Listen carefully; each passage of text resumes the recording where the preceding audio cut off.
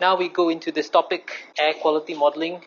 Okay, we start off this topic of air quality modeling by looking at the theory of air quality modeling. The air quality modeling that we'll be using is the most basic one, the Gaussian Plume model. Air quality modeling, from my perspective, requires 3 different skill sets. So that's why sometimes it can be quite difficult, because you need to have some engineering background. You also need to have meteorological background and some GIS. Air quality modeling is actually the application of all of the topics that you've learned so far. So what is the Gaussian Plume model? It is a simple but common and versatile model. Simple because you can use the model by hand. You can just look at the equation and you just plug in the values and you can calculate the air pollution concentration using this Gaussian Plume model. And it is the most common, means that it is applied to many different models, and these different models has its basis this Gaussian Plume model. The basics of the more advanced model is the Gaussian Plume model. So it's applied everywhere in almost all models, and because it is applied many models, it's also a versatile model. But at its most simplest form, you can use it by hand. And this model is modified and applied in more advanced, unsteady state model like CalPath. So even the basis of this advanced model, CalPath, uses this simple Gaussian Plume model. Now this Gaussian Plume model is a steady state model, means that it doesn't change with time. Throughout time, it will just have a single value, or it will produce a single value only.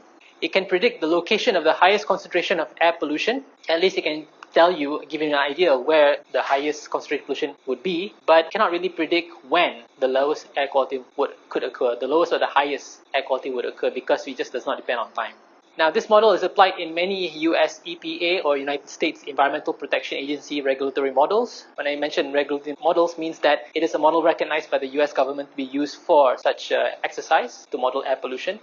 Some of the US EPA regulatory models include the AirScreen model and the AirMod model, which is AirScreen uses a part of this AirMod model. AirMod is more robust. AirScreen is just the initial model to use before you run AirMod model. The main part of the AirScreen model is based off of AirMod, or it uses parts of the AirMod model. And Malaysia also recognizes or encourages at least the use of this US EPA regulatory models such as AirScreen and AirMod. So if you want to run air pollution dispersion air quality modeling studies, if you mention AirMod, then you know what it is. Or they recommend you to use AirMod. Now this is the Gaussian Plume model. Just walk through it very slowly actually, because I don't want to explain part by part. There's a lot of things to this diagram, so we need to go through it one by one.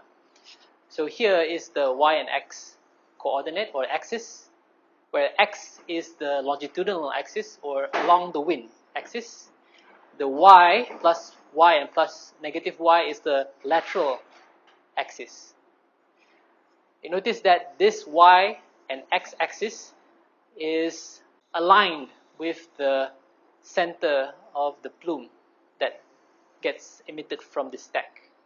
So this x and y axis change depending on where the plume travels. In the middle of this plume is the x-axis, and anything that's 90 degrees to the middle of the plume is the y-axis. It means it's not a fixed axis for this diagram at least. And this is the stack, and HS is the stack height. This is the z coordinate, the height coordinate from the surface. And this is the plume, and as it goes downwind, it gets dispersed, and that's why it becomes wider and wider. Now, here the concentration will be high because it's at one point, but as it goes downwind, it gets spread out. The concentration at this point will be lower than this point. Okay, and we call this entire thing plume. So at this point, the concentration at x1 is C1, concentration x2 is C2, and so on, C3. But this refers to the middle. But we can also calculate the concentration at this point and this point or this point depending on the coordinate of the x and y. The pollutant concentration profile, or the range, or the values of pollutant concentration for a cross section of the plume is like so. Means that right in the middle, the concentration is high, but somewhere at the edge, it's lower. And it follows this Gaussian distribution or normal distribution. So that's why it's called the Gaussian Plume model. So coming back, HS is the actual stack height, or the height of the stack. HE is the effective stack height, means the height of the stack plus any height that's added because of the emission of the gas. When it gets released from the stack, it has a certain velocity to it, so it will carry the plume slightly above. So there's a increase in stack height effective stack height because of this ejection into the air. So the actual effective stack height will be the actual stack height plus the delta H, so how much of it is moves up before it goes downwind. So this delta H is called the plume rise.